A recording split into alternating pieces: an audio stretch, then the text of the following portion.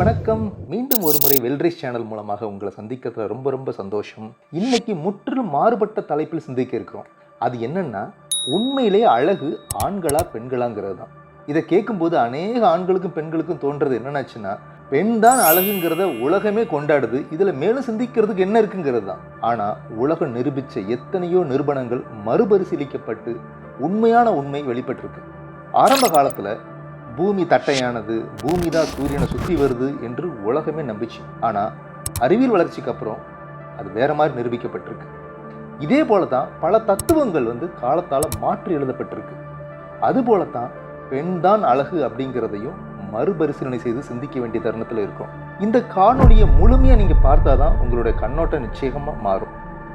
பல நூறு ஆண்டுகளாக உலகங்களும் இருக்கிற ஆண் பெண் என்ற இரு பாலருக்கும் ஒரு விஷயத்தை நம்ப வச்சுருக்காங்க. அது என்னென்னாச்சுன்னா, ஆணிற்கும் பெண் தான் அழகு, பெண்ணிற்கும் பெண் தான் அழகுங்கிறது தான். இதை மேலும் ஒரு முறை சொல்ல கடமைப்பட்டிருக்கேன். ஆண் பெண் அப்படிங்கிற இரு பாலரையும் பெண் தான் அழகு என்று நம்ப வச்சுட்டாங்க. இந்த நம்பிக்கையை ஊன்ற செய்ததற்கு பின்புலமாக பல உளவியல் காரணங்கள் இருக்குது. பெண்களை அழகுங்கிறத நம்ப வைக்கிறது மூலமாக பெண் அழகுங்கிற ஒரு குறுகிய வட்டத்துக்குள்ள மாட்டிக்கிட்டு பெண்ணுக்குள்ளும் ஆணுக்குள்ளும் ஒரு வியாபார பொருள் ஆகிட்டாங்க. இப்படி நம்ப செய்ததுல ஆணாதிக்கத்தோட தந்திரம் கூட இருக்கலாம். பெண் அழகுங்கிற நம்ப செய்ததுனால உலகில் நடக்கிற சில விஷயங்களை உங்க பார்வைக்கு கொண்டு வரணும்னு நினைக்கிறேன். இன்னைக்கு உலகெங்கிலும் தெருவுக்கு தெரு பியூட்டி பார்லர்ஸ் அளவுக்கு அதிகமாயிட்டு இது பெண்களோட ஒரு வியாபார பொருளாக்கப்பட்டிருக்காங்கிறதுக்கு ஒரு நிரூபணமான ஒரு உண்மை. இந்தியாவில் மட்டும் அழகு சாதன பொருட்களின் விற்பனை எவ்வளவுக்கு நடக்குது தெரியுங்களா? 6.5 அமெரிக்கன் பில்லியன் டாலர். இதை நம்ம ரூபா மதிப்பில் சொல்கிறதா இருந்துச்சுன்னா 54,000 கோடி இந்திய ரூபாய்கள் அழகு சாதன பொருட்களுக்காக மட்டும் வர்த்தகம் நடக்குது. உலகங்களும் அழகு சாதன பொருட்களோட வர்த்தகம் எவ்வளோ தெரியுமா? 262.21 பில்லியன் டாலர். இது அழகு சாதன பொருட்கள் மட்டும்தான். இப்போ ஆடை அணிகலன்கள், தங்கம், செருப்பு, ஏன் பெண்ணோட உச்சந்தலையிலிருந்து உள்ளங்கால் வரைக்கும் நடக்கக்கூடிய அழகு சார்ந்த பொருட்களோட வணிகத்தை நீங்கள் நினச்சி பார்த்தீங்கன்னா தலையை சுற்றிடும். ஏதோ ஒரு வகையில் பெண்ணோட அழகு பொருள் சார்ந்த ஒரு வர்த்தகம் இல்லாமல் எந்த வர்த்தகமும் எந்த உலகத்தில் இல்லைங்கிறத நிதர்சனத்தில் இருக்கிற உண்மை. வியாபாரத்தை தாண்டி உளவியல் பார்வையிலையும் சிந்திக்க வேணுங்க. பெண்ணின் மன அழுத்தங்களுக்கான காரணங்களை ஆராய்ஞ்சு பார்த்ததுல அழகு சார்ந்த விஷயங்கள் இருக்கிறதாக ஆய்வுகள் கூறுது. அதாவது குறைவான அழகு, அதாவது அழகை மற்றவங்களோட கம்பேர் பண்ணி அது மூலமாக வரக்கூடிய காம்ப்ளெக்ஸ், அழகு சார்ந்ததுனால அன்பு கிடைக்கல அப்படிங்கக்கூடிய ஒரு ஏக்கம், இப்படி பல விஷயங்கள்னால பெண்கள் பெரிய மன உளைச்சலுக்கு ஆளாயிருக்காங்க. பெண்ணை அழகு சார்ந்த சூழ்ச்சியில் வச்சிருக்கிறதுல ஊடகங்களுக்கு பெரிய பங்கு இருக்கு. எல்லா புராணங்கள், கதைகள், சினிமான்னு இன்னும் வரைக்கும் பெண்ணோட அழகை மையப்படுத்தி தாங்க இருக்கு. பெண்ணோட அழகை வர்ணிக்காத புலவர்களே இல்லைங்க. அந்த கால பாகவதர்கள் முதல் இந்த கால சினிமா ஹீரோக்கள் வர பெண்ணின் அழகை வர்ணித்து பாடுற பாடல்களுக்கு பஞ்சமே இல்லை. பெண்ணின் அங்கங்களை வர்ணித்து எழுதப்பட்ட பாடல்கள், டயலாக்கு உலகம் ஃபுல்லாக கொட்டி கிடக்குது. தமிழ் கூட ஒரு பாடலில் விஜய் பாடுவது போல் ஒரு பாடு வரும். அழகு என்பது ஆண்பாலா பெண்பாலா என்று சந்தேகம் இருந்தது, அழகு என்பது நிச்சயம் பெண்பாலடி என்று உறுதியிட்டு கூறுற மாதிரி ஒரு பாட்டு கூட நமக்கு வரும். ஊடகம், வியாபாரம், உளவியல் என்று பல போர்வையில் பெண் என்பவள் அழகு அப்படிங்கிற சூழ்ச்சிக்குள்ள அன்று முதல் இன்று வரை சிக்க வைக்கப்பட்டிருக்காங்க. இப்படி ஒரு புறம் இருக்கு.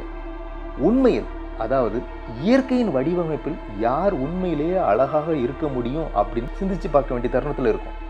மனிதன் ஒரு அறிவு வளர்ச்சி பெற்ற ஒரு சமூக விலங்குங்கிறது எல்லாருக்குமே தெரியும். அப்படி இருக்கும்போது மனிதனோட தோற்றத்தை மற்ற பாலின விலங்குகளின் தோற்றத்தையோட தொடர்பு படுத்தி பார்ப்பது அவசியம்னு தோணுது.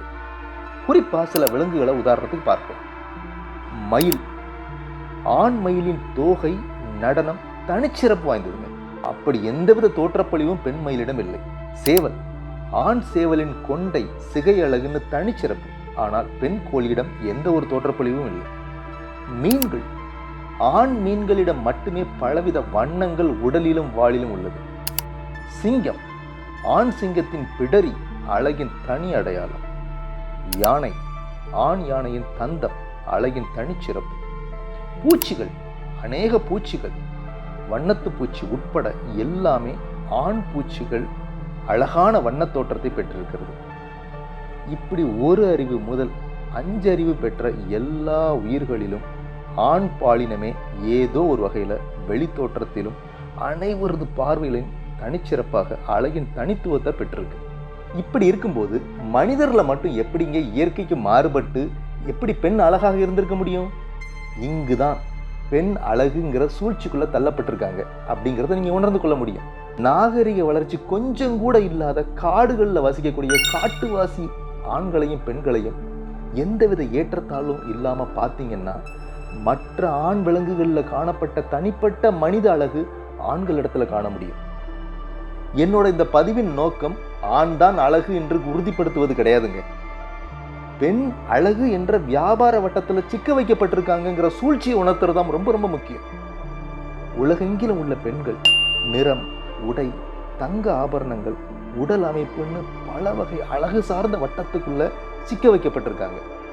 இந்த உண்மையை உணராத வரைக்கும் எத்தனை 100 வருடங்கள் ஆனாலும் பெண் அடிமைத்தனம் ஓயப்போவதில்லை. எனது பார்வையில் தாய்மை தாங்க பெண்ணிடம் போற்றக்கூடிய குணமாக இருந்திருக்கணும். தாய்மையே பெண்ணின் தனிச்சிறப்பு. எல்லா விலங்குகள்லையும் பெண் பால் விலங்குகள்கிட்ட தாய்மை பண்பு பிரமிக்க வைக்குங்க. அழகுங்கிறது மாறிக்கிட்டே இருக்கக்கூடிய ஒரு அமைப்பு, ஒரு தருணத்தில் அழியக்கூடியதும் கூட. உலக அழகி பட்டம் கூட ஒரு வருடத்திற்கு தாங்க. அடுத்த ஒரு அழகி வந்ததுக்கப்புறம் அந்த பட்டத்தை அவங்க பறிக்கப்பட்டுருவாங்க. அழியக்கூடிய ஒரு புற அழகுக்குள்ளையாங்க பெண்கிற தரம் நிர்ணயிக்கப்படணும்.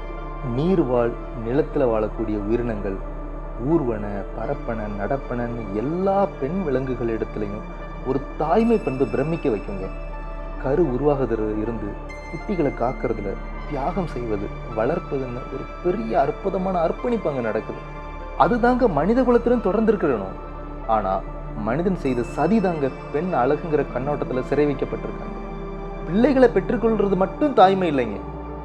இந்த உலகில் உள்ள அனைத்து உயிர்களையும் மனிதர்களையும் எந்தவித பாகுபாடுமின்றி தன் பிள்ளையாக போற்றும் குணம் தாங்க தாய்மை. இப்படிப்பட்ட தாய்மை குணம் பெண்ணுக்குள்ள இயற்கையாகவே இருந்தாலும் நாகரிகம், அந்தஸ்து, வியாபாரம், ஜாதி, மதங்கிற பிரிவினையால இன்று பெண்களோட தாய்மை பண்புகளோட குறுகிய வட்டத்தில் இருக்குங்க. மீண்டும் மனிதன் இயற்கையிடமிருந்தும் விலங்குகளிடமிருந்தும் கற்றுக்கொள்ள வேண்டிய பாடம் நிறைய இருக்குங்க. எனது இந்த பதிவு உங்களுக்கு பிடித்திருக்கும் நம்புறேன். உங்கள் மாறுபட்ட கருத்துக்களை கமெண்ட் பாக்ஸில் தெரியப்படுத்துங்க, ஷேர் பண்ணுங்க, சப்ஸ்கிரைப் பண்ணுங்க. நன்றி, வணக்கம்.